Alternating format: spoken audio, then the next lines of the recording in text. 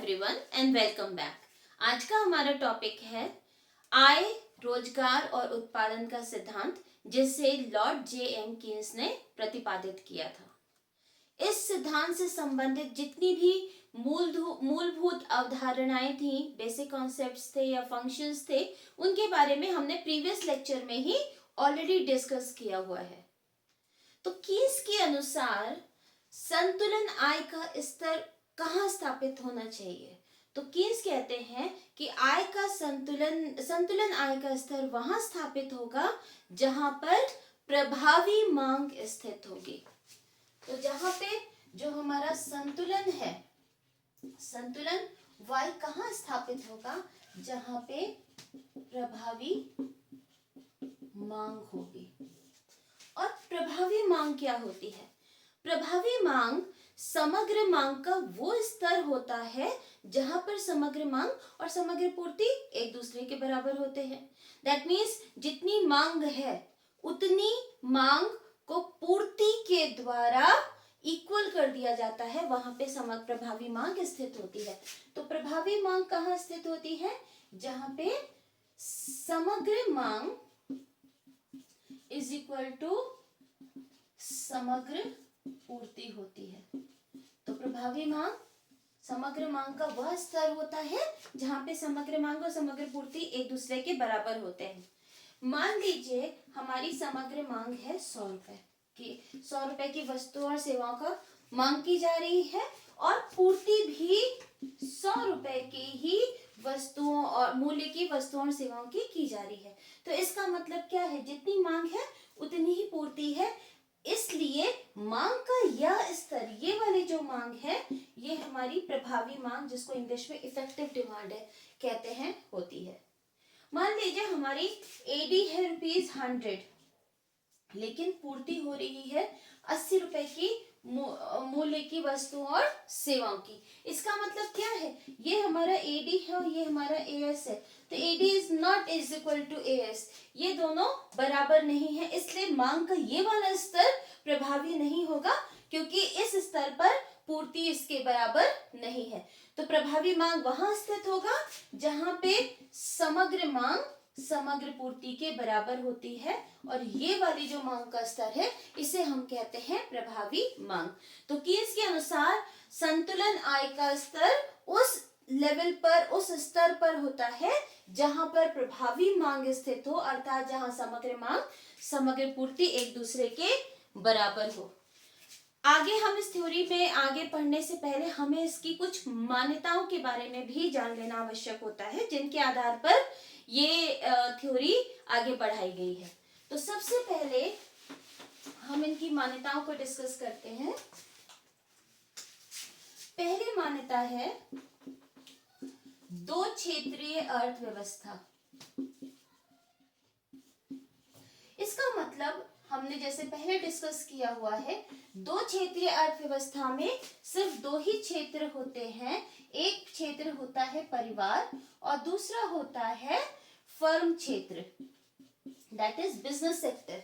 इन दोनों, परिवार क्षेत्र के द्वारा उपभोग की मांग की जाती है, फर्म क्षेत्र के द्वारा निवेश की मांग की जाती है, अर्थात पूंजीगत वस्तुओं की मांग की जाती है। तो दो क्षेत्रीय अर्थव्यवस्था होती है। इसका मतलब ये है कि अर्थव्यवस्था में कि कोई भी, ये जो अर्थव्यवस्था है ये बंद अर्थव्यवस्था। इसका मतलब क्या है? दो चीजें हैं इससे रिलेटेड। पहली है बंद अर्थव्यवस्था। बंद अर्थव्यवस्था का मतलब है कि विदेशों के साथ किसी भी प्रकार का कोई ट्रांजैक्शन नहीं हो रहा है, कोई गुड्स एंड सर्विसेज का इनफ्लो और आउटफ्लो नहीं हो रहा, मतलब आयात और निर्यात नहीं हो रहा है। दूसरी चीज, सरकारी हस्तक्षेप नहीं। दैट मीन्स सरकारी क्षेत्र किसमें नहीं है। इसका मतलब क्या हुआ कि नो टैक्स, कोई टैक्स नहीं लगा रही है सरकार, तथा नो गवर्नमेंट स्पेंडिंग या फिर सरकारी व्यय। इसका मतलब दो क्षेत्रीय अर्थव्यवस्था में मतलब सरकारी हस्तक्षेप नहीं है। दैट मीन्स सरकार ना तो कोई टैक्स लगा रही है लोगों पर और ना ही सरकारी व्यय कर रही है। तो दो क्षेत्रीय अर्थव्यवस्था में सिर्फ परिवार क्षेत्र और फर्म अर्बन क्षेत्र ही फंक्शनल होते हैं। हालांकि ये वाली अर्थव्यवस्था रियलिटी में एग्जिस्ट नहीं करती है, क्योंकि सभी अर्थव्यवस्थाओं का में सरकार का हस्तक्षेप होता है। सरकार कर भी लेगी और सरकार व्यय भी करती है बहुत सारे समाज कल्याण और अन्य कार्यक्रम पे। दूसरी ओर ग्लोबलाइजेशन या वैश्वीकरण का युग है, तो कोई भी अर्थव्यवस्था बंद अर्थव्यवस्था नहीं होती है। तो ये वाली अर्थव्यवस्था वास्तव में एग्जिस्ट नहीं करती है, लेकिन फिर भी कीन्स की थ्योरी को पढ़ने के लिए, कुछ आसानी से समझने के लिए हम ये प्रिज्यूम कर लेते हैं कि दो ही क्षेत्र हैं, बाकी क्षेत्रों का कोई हस्तक्षेप नहीं है। दूसरा मान्यता है अल्पकाल। कीन्स कहते हैं, कीन्स ने अपनी ये जो थ्योरी प्रपोज की है ये अल्पकाल के लिए प्रतिपादित की है इसका, क्योंकि कीन्स के अनुसार in long run we all are dead. That means दीर्घ काल में तो हम में से कोई जीवित ही नहीं होगा। तो जितनी भी थ्योरी होनी चाहिए, जितना काम होना चाहिए, वो सारा काम अल्पकाल में ही होगा। अल्पकाल होने की वजह से क्या है कि इसमें जो फैक्टर्स है, जो संसाधन है, जैसे पूंजी का स्टॉक है, वो स्थिर होता है। पूंजी का स्टॉक स्थिर होगा। दैट मीन्स अर्थव्यवस्था में जितनी उत्पादन की क्षमता है उतनी ही विद्यमान रहेगी, उससे बढ़ाई नहीं जा सकती है। तो पूंजी का स्टॉक स्थिर है तथा तकनीक भी स्थिर है। जो टेक्नोलॉजी है उसमें कोई चेंज नहीं हो रहा है, तथा कीमत स्तर भी स्थिर है। कीमत, चाहे वो वस्तुओं और सेवाओं की कीमतें हो, चाहे उत्पादन के कारकों, लेबर की हो गई, लैंड का रेंट हो गया, ये सारी चीजें, ये दोनों ही तरह की कीमतें स्थिर होंगी, इनमें कोई परिवर्तन नहीं होगा। नेक्स्ट है पूर्ण रोजगार स्तर से पूर्व तक अर्थव्यवस्था में अधिशेष उत्पादन की क्षमता विद्यमान होती है। अधिशेष उत्पादन क्षमता, यह अधिशेष उत्पादन क्षमता विद्यमान कब तक होगी? तभी तक जब तक पूर्ण रोजगार स्तर नहीं होता है। दैट मीन्स उस स्तर तक जब तक संसाधनों का पूर्ण प्रयोग नहीं होगा। तो ये कब तक होगी? पूर्ण रोजगार स्तर तक।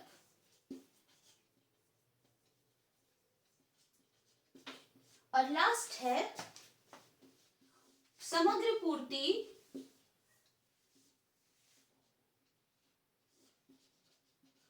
पूर्ण लोचदार होती है, और ये भी पूर्ण लोचदार कब तक होगी? जब तक पूर्ण रोजगार स्तर का, ये पूर्ण लोचदार कब तक होगी? पूर्ण लोचदार का अर्थ है कि मांग के अनुसार पूर्ति खुद को एडजस्ट करती है। अगर समग्र मांग अधिक होगी तो समग्र पूर्ति भी उसके बराबर पहुंचेगी, समग्र मांग कम हो जाएगी तो समग्र पूर्ति भी कम होगी। तो ये कब तक होगी? उस लेवल तक ही ये संभव है जब तक कि पूर्ण रोजगार स्तर का आय का स्तर अचीव ना हो जाए। तो ये कब तक होती है? पूर्ण रोजगार स्तर तक। मान लीजिए अर्थव्यवस्था में 100 संसाधन उपलब्ध है और 100 में से 80 संसाधन कार्यरत है। दैट मीन्स अगर हमारे पास 100 यूनिट्स हैं संसाधनों की और यूटिलाइज कितनी हो रही है? 80 यूनिट्स से उत्पादन हो रहा है। तो अगर मांग में वृद्धि होगी तो फिर पूर्ति में वृद्धि संभव है, क्योंकि अभी भी हमारे पास 20 यूनिट जो है वो खाली हैं। लेकिन जब सारी की सारी 100 यूनिट्स जो है यूज हो जाएंगी तब पूर्ति आगे बढ़ाना संभव नहीं होगा। लेकिन इस स्तर पर क्योंकि 80 यूनिट्स का प्रयोग हो रहा है और 20 अभी भी खाली हैं, तो पूर्ति, अगर मांग बढ़ेगी तो पूर्ति मांग के अनुसार खुद को एडजस्ट कर लेगी। तो अब हमने ये देखा कि कीन्स की जो आय, रोजगार और उत्पादन का सिद्धांत है वो इन मान्यताओं पर आधारित है। तो अब हम अपनी थ्योरी के साथ आगे बढ़ते हैं। जैसे हमने पहले डिस्कस किया कि कीन्स के अनुसार संतुलन आय का स्तर वहां स्थापित होता है जहां पे प्रभावी मांग स्थित होती है।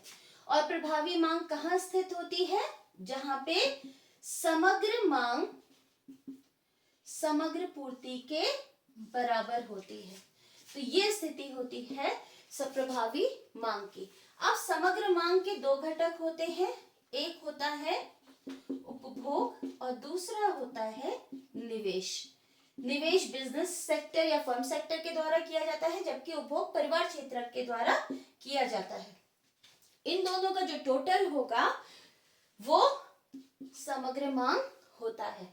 दूसरी ओर समग्र पूर्ति क्या होता है? समग्र पूर्ति हमने पहले ही डिस्कस किया हुआ है, राष्ट्रीय आय होती है।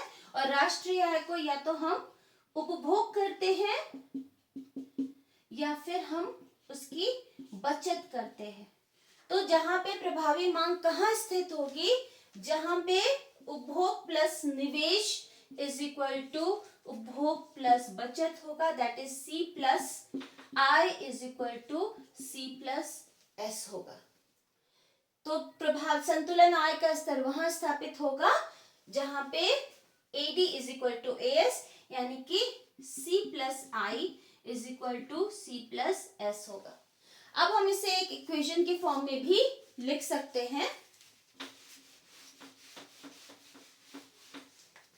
हमने देखा है AD is equal to AS है, तो हम इसको इस तरीके से भी लिख सकते हैं, AS is equal to AD। AS को इधर कर दिया, AD को इधर कर दिया। अब AS क्या होता है? C plus S, that means उपभोग तथा बचत, क्योंकि आय को हम या तो उपभोग करते हैं या बचत करते हैं, is equal to C plus I। हम एक संतुलन स्तर की इक्वेशन इस तरीके से बनाते हैं। अब C प्लस S को हम Y की तरह भी लिख सकते हैं, तो नेक्स्ट स्टेप पे हम इसको Y डिनोट करेंगे, Y is equal to C plus I। अब हमें पता है, हम जानते हैं कि C is equal to C bar plus BY। हमें पता है जहां पे उपभोग की इक्वेशन क्या है?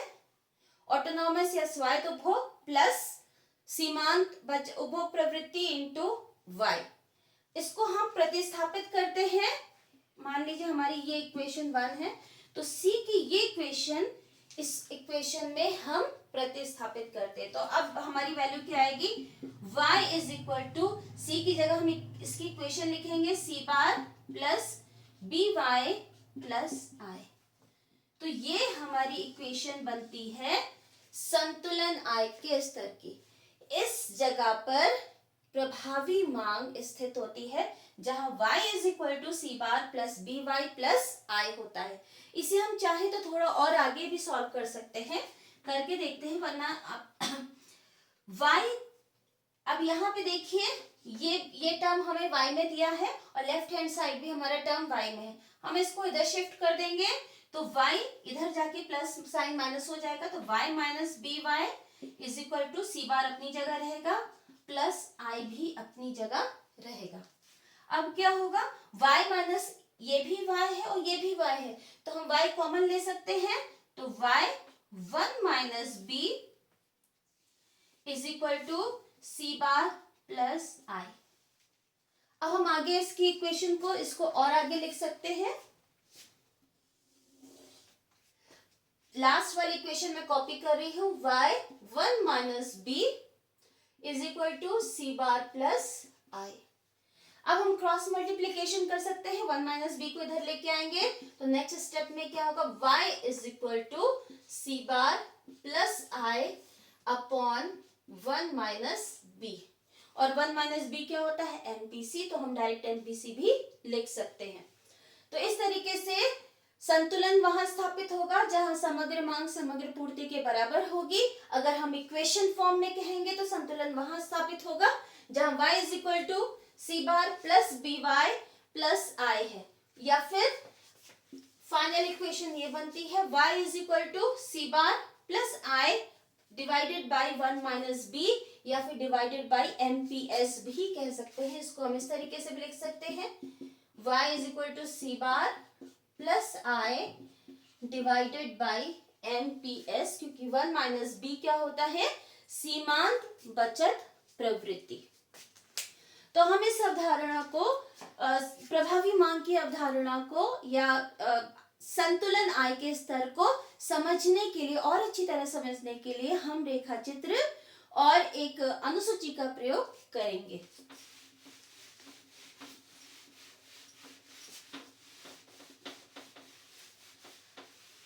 तो हमें पता है जहां पे संतुलन कहाँ स्थापित होता है, जहां समग्र मांग that is AD is equal to AS होता है। तो हम टेबल बनाएंगे सबसे पहले अनुसूची,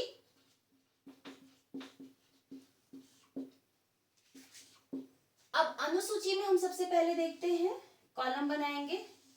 अब एडी क्या होता है, सी प्लस आई, और एएस होता है सी प्लस एस। तो हमें कॉलम कौन कौन से बनाने होंगे, सबसे पहले तो हम आई का स्तर दिखाएंगे जो वाई होता है, फिर C S I S AD is equal to C plus I. Column छोटा ही कर देती हूं,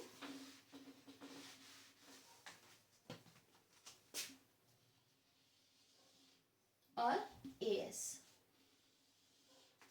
अब हम टेबल बनाएंगे, सेम टेबल जो हमने पहले बनाई हुई है। आई का स्तर 0, 100, 200, 300, 400, 500, 600 and 700। कंजम्पशन सेम है, 80, 160, 240, 320, 400, 480, 560 and 640। इन्वेस्टमेंट क्योंकि स्वायत्त होता है, स्वायत्त का मतलब आय का कोई भी स्तर होगा, आय 0 हो, 100 हो, 200 हो, आय के सभी स्तरों पर इन्वेस्टमेंट हमारा इक्वल रहता है, स्थिर रहता है। तो यहाँ पे हमने सभी स्तरों पर इन्वेस्टमेंट 20 लिया हुआ है।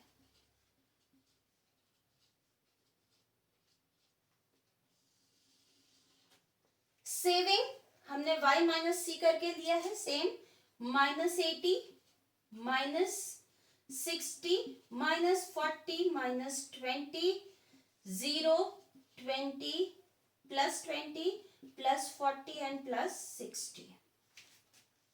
इसके बाद अब हम एडी और एएस की गणना करेंगे। एडी कैसे करेंगे, इस कॉलम और इस column that is C column और आई कॉलम, इन दोनों को टोटल करके हमारा समग्र मांग आ जाएगा। तो 0 आई के स्तर पे कितना है, 80 + 20 is equal to 100, 160 + 20 is equal to 180, 240 + 20 is equal to 260, 320 + 20 is equal to 340, 400 + 20 is equal to 420, 480 + 20 is equal to 500, 560 + 20 580 and 660। अब एएस करेंगे, एएस में ये कॉलम और ये column that is C and S को हम ऐड करेंगे, कंजम्पशन प्लस सेविंग को। 80 -80 value 0, 160 -60 value 100, then 240 -40 value 200, then value 300, 320, 320 - 20 is equal to 300, 400 - 0 is equal to 400, then 500, 600, 700। That means income का कोई भी लेवल होगा, इनकम और एग्रीगेट सप्लाई दोनों एक दूसरे के इक्वल होते हैं। तो यहाँ पे हम देखते हैं जब हमारा इनकम का स्तर है 500, ये वाला जो स्तर होता है यहाँ पर हमारा AD is equal to AS है। दैट मीन्स समग्र मांग समग्र पूर्ति के बराबर है, इसलिए 500 इनकम का स्तर संतुलन आय का स्तर है। अब इसी कॉन्सेप्ट को दैट मीन्स संतुलन आय के स्तर के कॉन्सेप्ट को हम एक रेखा चित्र की सहायता से भी दिखा सकते हैं, क्योंकि ये हम AD AS अप्रोच से कर रहे हैं तो फिर हम AD और AS का डायग्राम बनाएंगे, क्योंकि संतुलन आय के स्तर को ज्ञात करने के दो अप्रोचेस होते हैं, एक समग्र मांग समग्र पूर्ति अप्रोच, दूसरा बचत और निवेश का अप्रोच। बचत और निवेश के अप्रोच को हम अगले लेक्चर में कवर करेंगे। तो यहाँ पर AD-AS अप्रोच कर रहे हैं, तो यहाँ पे हमने कॉलम भी AD और AS के ही बनाए हैं। अब डायग्राम बनाते हैं। ये सेम डायग्राम है जो अभी तक हमने बनाए हैं। Y एक्सिस है मूल बिंदु और X एक्सिस। Y एक्सिस पर हम दिखा रहे हैं समग्र मांग, और यहीं पे हम समग्र पूर्ति भी लेते हैं, हम नहीं लिख रहे हैं। नीचे लेंगे आय, रोजगार और उत्पादन। इसके बाद हम आय की रेखा बनाएंगे। आय की रेखा मूल बिंदु यानी कि 0 से स्टार्ट होती है, क्योंकि आय क्या इनकम लाइन क्या होती है, AS is equal to Y होता है, और यहाँ पे C प्लस S दोनों होता है, प्लस 80 और माइनस 80 मिलके यहाँ पे 0 हो जाएगा, इसलिए 0 से स्टार्ट होगा, और फिर धीरे धीरे ये इनकम रेखा ऊपर की तरफ बढ़ती रहेगी। Y is equal to AS is equal to C plus S। ये आय की रेखा जैसे जैसे रोजगार, इस पर हम रोजगार भी दिखा रहे हैं, जैसे जैसे हमारे रोजगार बढ़ेंगे वैसे वैसे उत्पादन बढ़ेगा, और उत्पादन बढ़ने के साथ साथ हमारी इनकम में भी इंक्रीज होगा, देश की GDP में इंक्रीज होगा। तो रोजगार में इंक्रीज हुआ, जिसके फलस्वरूप उत्पादन में इंक्रीज होगा, उसके फलस्वरूप आय में भी इंक्रीज होगा। अब हम देखते हैं एक AD वक्र को भी बनाएंगे। AD is equal to C plus S। ये बिंदु है जहां पे AD वक्र AS वक्र को क्रॉस कर रहा है। इस बिंदु को हम कहेंगे संतुलन का स्तर, संतुलन बिंदु, E बिंदु दिखाएंगे, E मतलब इक्विलिब्रियम। तो संतुलन स्तर वहां स्थापित होगा, आय का स्तर।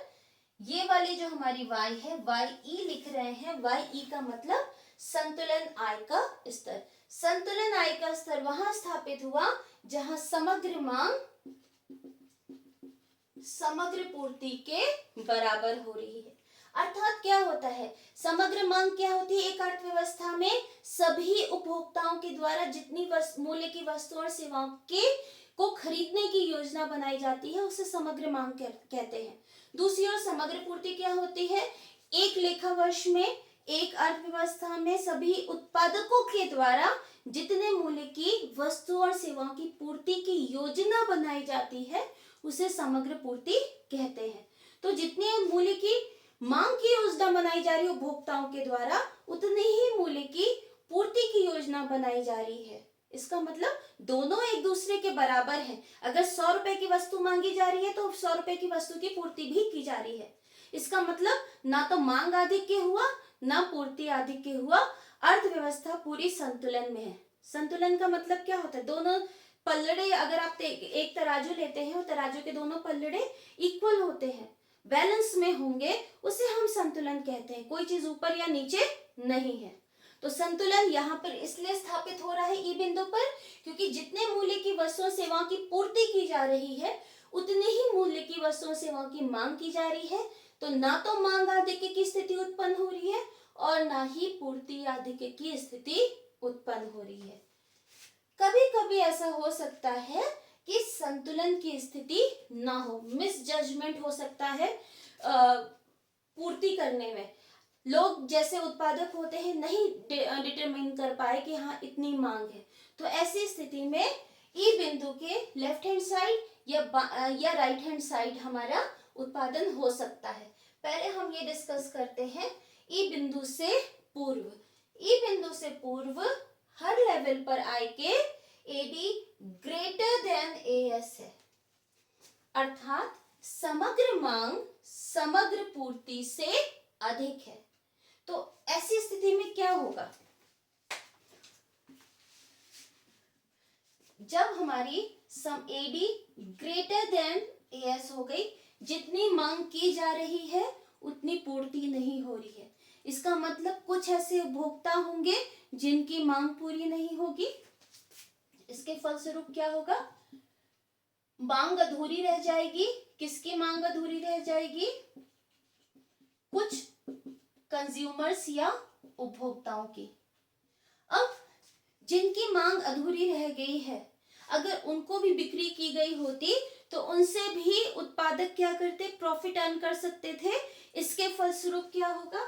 जो हमारे प्रोड्यूसर्स है, उन प्रोड्यूसर्स को हानि होगी। किस चीज की हानि होगी? लाभ की हानि होगी। तो फिर लाभ की हानि हो रही है, किसको हो रही है? उत्पादकों को।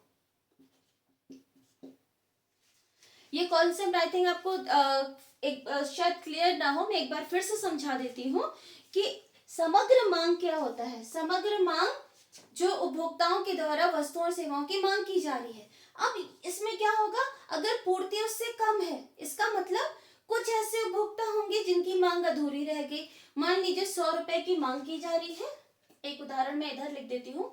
100 रुपए की मांग की जा रही है, एडी है, और एएस है 50 रुपए, या 100 लोगों के उपभोक्ताओं के द्वारा मांग की जा रही है, जबकि 50 उपभोक्ताओं की मांग पूरी की जा सकती है। इसका मतलब क्या होगा? 50 उपभोक्ता ऐसे रह जाएंगे जिनकी मांग अधूरी रह जाएगी, और उन 50 उपभोक्ताओं को अगर उत्पादकों ने सामान बेचा होता तो उनसे भी तो लाभ जनरेट होता। उत्पादक क्यों सेल करते हैं? क्योंकि उनको लाभ मिलता है। तो वो जो 50 उपभोक्ता बचे रह गए हैं, उनसे जो लाभ मिल सकता था, उस लाभ की हानि होती है उत्पादकों को। तो इसलिए उत्पादक क्या करेंगे? जो नेक्स्ट साइकिल होगी उसमें अपनी समग्र पूर्ति या उत्पादन में वृद्धि करेंगे, और जब उत्पादन में वृद्धि करेंगे, इसके फलस्वरूप समग्र पूर्ति या फिर एएस में भी वृद्धि होगी। और जब एएस बढ़ेगा, ये तब तक बढ़ता रहेगा जब तक AS is equal to AD ना हो जाए। ये कॉन्सेप्ट क्लियर? कि जब हमारा समग्र मांग समग्र पूर्ति से अधिक होगा तो कुछ ऐसे उपभोक्ता होंगे जिनकी मांग पूरी नहीं होगी।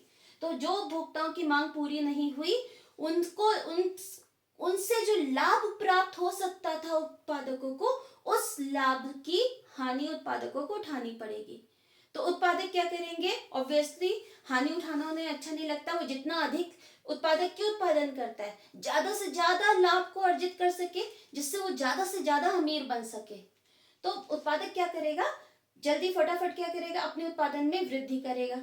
जब प्रोडक्ट उत्पादन में वृद्धि होगी तो फिर इसका मतलब समग्र पूर्ति में वृद्धि होगी, और समग्र पूर्ति वक्र पर ई बिंदु की ओर मूवमेंट होगा। अब मान लीजिए अगर हमारा उत्पादन इस किसी लेवल पे हो रहा था, जिसको हम वाई यू कहते हैं, तो इसमें क्या है? ये जो हमारा डिस्टेंस है, इसको डिस्टेंस हम ए लिख देते हैं। ये जो हमारा डिस्टेंस है, इतने लाभ की हानि हो रही थी उत्पादकों को, तो उत्पादक क्या करेंगे? इंक्रीज करेंगे और इस वक्र पे ऊपर की ओर मूवमेंट करेंगे। पूर्ति में वृद्धि हुई, और पूर्ति कब तक बढ़ती रहेगी? जब तक ई बिंदु पर फिर से समग्र मांग समग्र पूर्ति के बराबर ना हो जाए। और यही चीज हमारे टेबल में दी गई है। टेबल में देखिए 400 आई के स्तर तक, 0 से लेके 400 आई के स्तर तक AD is greater than as.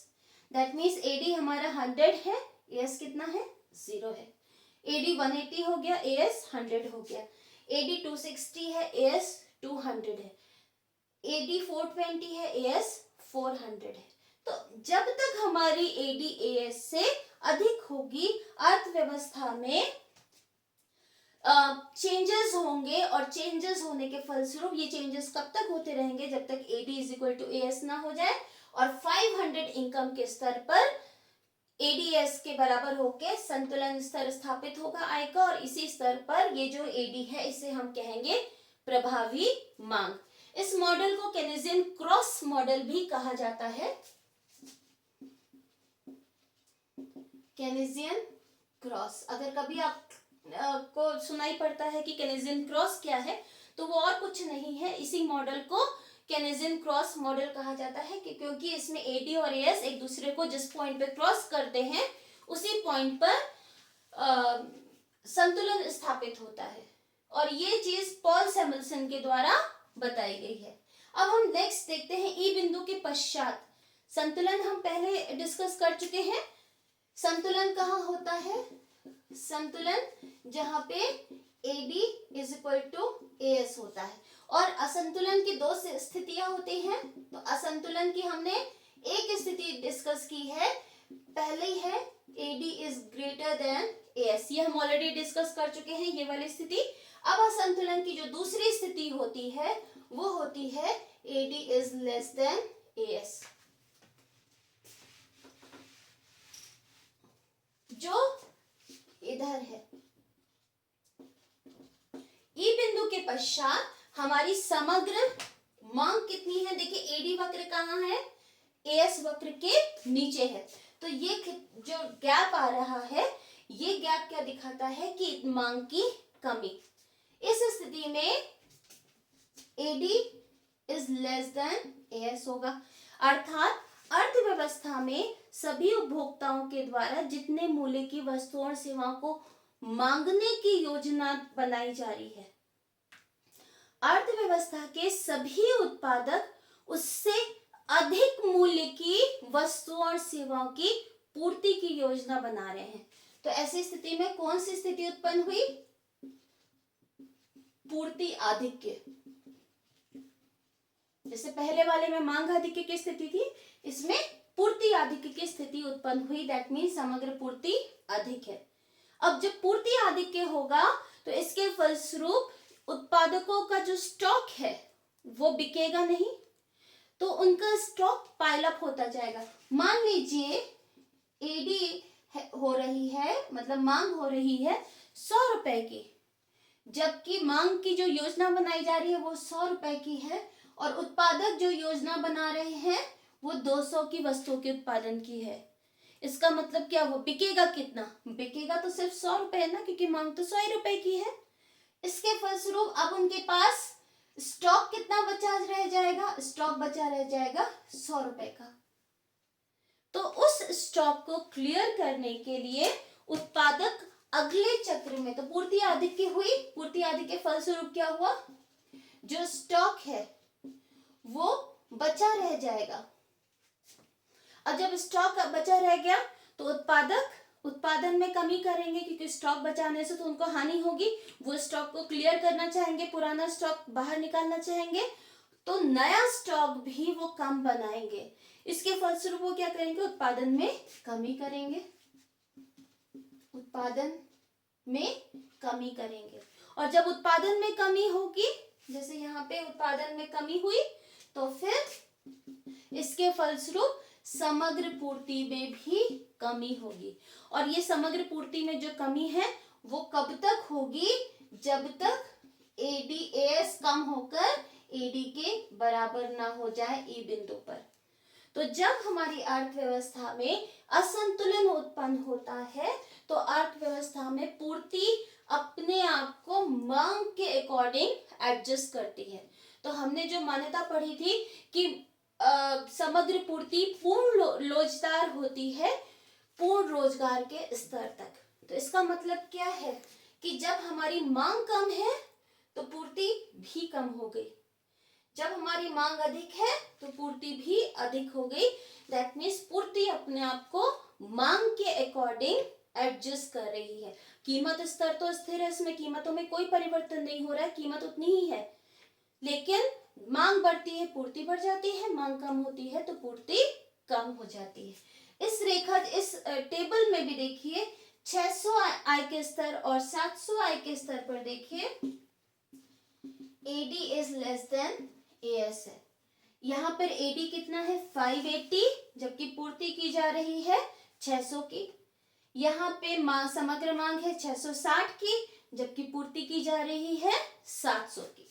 तो यहाँ पे इससे ये क्लियर होता है कि जब भी समग्र पूर्ति से कम होगी, वो समग्र पूर्ति में कमी की जाएगी, क्योंकि उत्पादकों को हानि होगी, और जिसके फलस्वरूप उत्पादन में कमी होगी, रोजगार में कमी होगी और कम होकर एएस कम होकर एडी के बराबर हो जाएगा।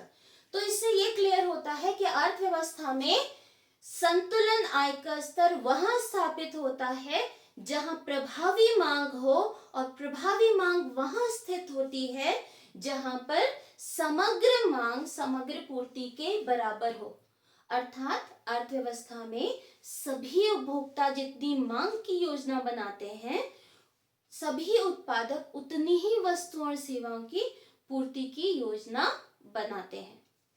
अब हम देखते हैं कि संतुलन का स्तर क्या हो सकता है। क्लासिकल थ्योरी के बारे में हमने पढ़ा था कि क्लासिकल थ्योरी में हमेशा पूर्ण रोजगार स्तर का संतुलन स्थापित होता है। दैट मीन्स क्लासिकल थ्योरी में उत्पादन वहां होगा, समग्र मांग समग्र पूर्ति के बराबर वहां होगी जब अर्थव्यवस्था में जितने भी संसाधन हैं सबका पूर्ण प्रयोग हो जाए। लेकिन कीन्स ने कहा उनके अनुसार ऐसा जरूरी नहीं है। पूर्ण रोजगार स्तर का संतुलन तो बहुत रेयर होता है, कम होगा। कुछ सरकार को कुछ ऐसे काम करने होंगे, हस्तक्षेप करना होगा जिसके फलस्वरूप पूर्ण रोजगार स्तर संतुलन प्राप्त किया जाए। बट ये ऑटोमेटिक नहीं है, क्योंकि क्लासिकल थ्योरी में क्या कहा गया था कि पूर्ण रोजगार स्तर का संतुलन ऑटोमेटिक है। पूर्ति इतनी है तो मांग भी ऑटोमेटिकली यही पहुंच जाएगी। अर्थव्यवस्था में ऐसे चेंजेस होंगे, जैसे एडम स्मिथ ने कहा था इनविजिबल हैंड, अदृश्य हाथ, कि अगर मांग कम है कोई अदृश्य हाथ आएगा और वो ऑटोमेटिकली हमारी मांग को बढ़ा के पूर्ति के बराबर ले जाएगा। लेकिन कीन्स के अनुसार ये आवश्यक नहीं है, और ग्रेट डिप्रेशन में यही कमी थी। ग्रेट डिप्रेशन के अंतर्गत के समय क्या प्रॉब्लम आई थी कि हमारी पूर्ति तो थी, स्टॉक तो बना हुआ था, लेकिन हमारी मांग कम थी। तो इसके फलस्वरूप क्या हो रहा था कि स्टॉक पाइल अप हो गया, उत्पादकों को हानि हो रही थी, कितने बिजनेस बंद हो गए, लोग बेरोजगार हो गए। लेकिन ऑटोमेटिक ऐसा कोई इनविजिबल हैंड ने काम नहीं किया था जिससे मांग में वृद्धि हो। तो इसीलिए कीन्स ने संतुलन के 3 स्तर बताए हैं। पहला है पूर्ण रोजगार स्तर का संतुलन,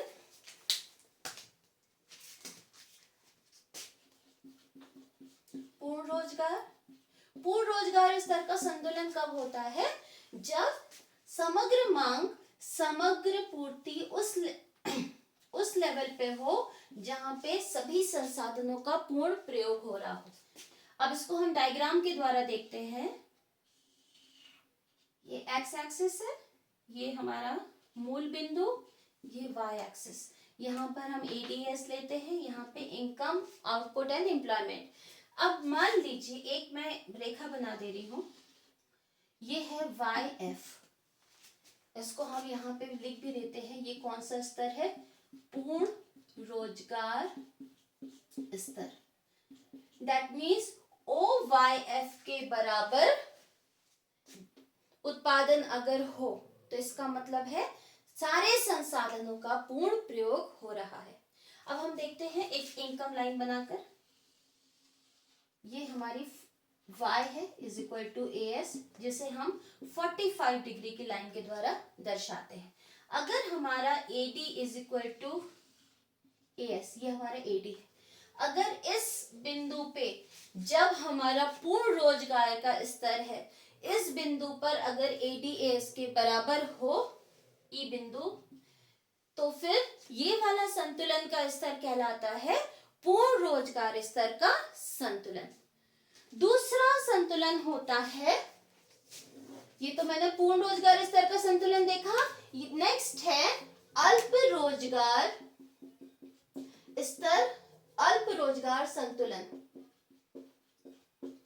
दैट मीन्स संतुलन का वो स्तर, दैट मीन्स एडीएस उस स्तर पर एक दूसरे के बराबर हो रहे हैं जहां पर सभी संसाधनों का पूर्ण प्रयोग नहीं हो रहा। इसका मतलब अर्थव्यवस्था में बेरोजगारी विद्यमान है। हम डायग्राम की सहायता से समझने की कोशिश करते हैं। ये 0 है, y x, शॉर्ट में AD and this is y। AD. अब हमने एक फिर से पूर्ण रोजगार स्तर का बना दिया। ये क्या है? पूर्ण रोजगार। दैट मीन्स जब हमारे सारे संसाधनों का पूर्ण प्रयोग हो रहा है, जिसे हम YF के द्वारा दर्शा रहे हैं। अब यहाँ पे अगर हमने ये Y की रेखा 45 डिग्री बनाई है, अब AD वक्र बनाते हैं। ये है AD is equal to C+S। अब यहाँ पे देखिए संतुलन कहाँ बना? संतुलन तो वही होगा जहां पे AD is equal to AS है, जहां पे प्रभावी मांग स्थित है। प्रभावी मांग का मतलब है जहां पे समग्र मांग समग्र पूर्ति के बराबर है। दैट मीन्स AD वक्र AS वक्र को जहां काट रहा है, जहां पे केनिजियन क्रॉस है, तो यहाँ पे संतुलन है जहां पे AD is equal to AS है। अब इस बिंदु पे देखिए हमारी आय कितनी है? YU। यू हमने दिखाया है अंडर एम्प्लॉयमेंट, जिसको हम अल्प रोजगार कहेंगे।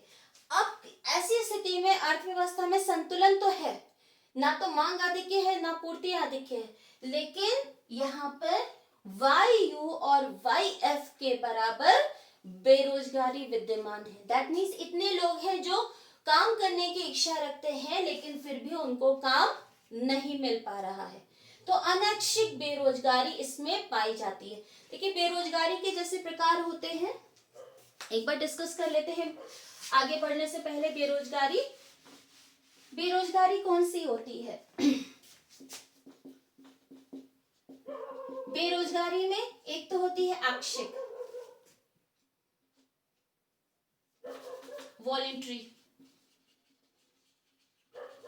वॉलेंट्री अनएम्प्लॉयमेंट, जिसको हम ऐच्छिक बेरोजगारी कहते हैं। तो ऐच्छिक बेरोजगारी का मतलब है कि हम कार्य करने की इच्छा ही नहीं रखते हैं प्रचलित मजदूरी दर पर। बहुत सारी हाउसवाइफ्स होती हैं जो काम करने की इच्छा नहीं रखती हैं, तो उन्हें हम बेरोजगार नहीं कहेंगे, क्योंकि उनको रोजगार की इच्छा ही नहीं है। तो बेरोजगारी की डेफिनेशन हमने क्या देखा? हमने क्या होती है कि जो व्यक्ति प्रचलित मजदूरी दर पर कार्य करने की इच्छा रखता है, लेकिन उसको कार्य नहीं मिलता है, तब वो बेरोजगारी होती है। तो दो चीजें इसमें होती हैं, एक तो प्रचलित मजदूरी दर और दूसरा कार्य करने की इच्छा। तो यहाँ पे बेरोजगारी वॉलंटरी या ऐच्छिक बेरोजगारी कहाँ होती है? जहां पे लोग कार्य करने की इच्छा नहीं रखते हैं प्रचलित मजदूरी दर पर।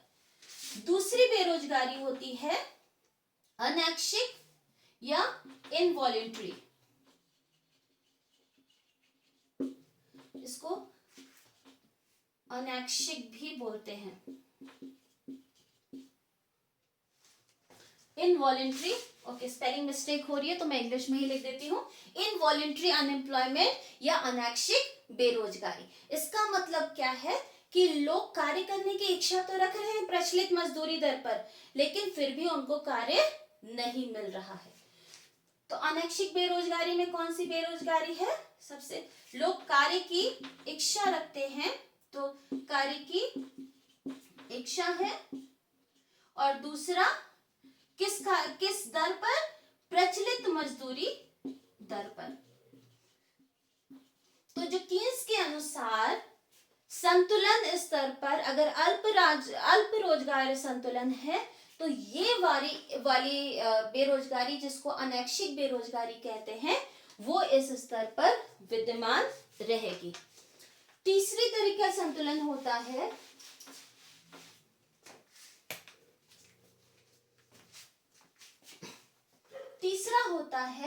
ओवर एम्प्लॉयमेंट स्तर। दैट मीन्स पूर्ण रोजगार के स्तर से अधिक स्तर पर संतुलन। तो यहाँ पे हम लिख देते हैं पूर्ण रोजगार स्तर से अधिक या से आगे संतुलन। इसको भी डायग्राम बना के देखते हैं। अब फिर से हम वही सेम डायग्राम बनाएंगे। यही एक्स एक्सिस है, वाई एक्सिस है मूल बिंदु, यहाँ पे हमने एडी दिखाया, यहाँ पे इनकम दिखाया। अब सबसे पहले हम क्या बना देते हैं, एक वाई एफ एज यूजुअल पूर्ण रोजगार स्तर का हमने स्तर दिखा दिया है, ये है पूर्ण रोजगार स्तर। अब पूर्ण रोजगार स्तर पर हमने सबसे पहले क्या बनाई है, इनकम लाइन बनाई है y, और अब हम बनाते हैं AD is equal to C plus I, y is equal to AS is equal to C plus S। अब संतुलन कहाँ स्थापित होगा, E बिंदु पर, जहां पर AD is equal to AS होगा। अब यहाँ से एक वर्टिकल डॉटेड लाइन यहाँ पे ड्रॉ करते हैं जिसको YO लिखेंगे, दैट मीन्स ओवर एम्प्लॉयमेंट। अब हमारे अर्थव्यवस्था में संसाधन कितने उपलब्ध है, सिर्फ OYF के बराबर संसाधन उपलब्ध है। दैट मीन्स मान लीजिए हम रोजगार की बात करते हैं, 100 लोग उपलब्ध है, तो काम सारे के सारे 100 कर रहे हैं, 100 मिलकर कहां तक काम कर पाएंगे, OYF तक ही काम कर पाएंगे। अब अगर मांग इससे अधिक हो तो फिर पॉसिबल नहीं होगा, क्योंकि जितने 100 लोग हैं वो सारे काम कर रहे हैं, तो हम 120-130 लोगों को काम पर नहीं लगा सकते, क्योंकि वो एक्स्ट्रा 20 या 30 लोग हमारे यहाँ नहीं है। मान लीजिए हमारे यहाँ 100 लोग ही उपलब्ध है, एक गांव है जहाँ पे 100 लोग रह रहे हैं और वो पूरे के पूरे 100 लोग जो हैं वो काम कर रहे हैं। मान लीजिए रोजगार की डिमांड हो गई 130 लोगों की, OY0 की बात करें, डिमांड कितनी है 130 लोगों की, जबकि उपलब्ध कितने हैं 100 लोग हैं, तो क्या होगा, वो एक्स्ट्रा 30 लोग तो हम ला नहीं सकते हैं, तो इसलिए उत्पादन संभव नहीं होगा। जब हमारा पूर्ण रोजगार स्तर के आगे समग्र मांग समग्र पूर्ति के बराबर होता है, दैट मीन्स पूर्ण जितनी उत्पादक जितने मूल्य की वस्तुओं सेवाओं की योजना बना रहे हैं और जितने मूल्य की वस्तुओं सेवाओं की मांग की योजना उपभोक्ता बना रहे हैं, ये लेवल जो होगा ये फुल एम्प्लॉयमेंट या पूर्ण रोजगार स्तर से आगे का स्तर होगा, तो फिर यहाँ उत्पादन संभव नहीं होगा। तो ऐसी स्थिति में उत्पादन, अब इसके आगे उत्पादन संभव नहीं है, तो यहाँ पे इन्फ्लेशनरी प्रेशर या फिर महंगाई का दबाव बढ़ने लगता है। अब तो कीन्स का कहना है कि अर्थव्यवस्था में अल्प रोजगार स्तर पर भी संतुलन होना पॉसिबल है। अगर कभी अल्प रोजगार स्तर पर संतुलन है तो सरकार की गतिविधियों के फलस्वरूप इस संतुलन स्तर को पूर्ण रोजगार स्तर के पर लाना संभव हो पाता है।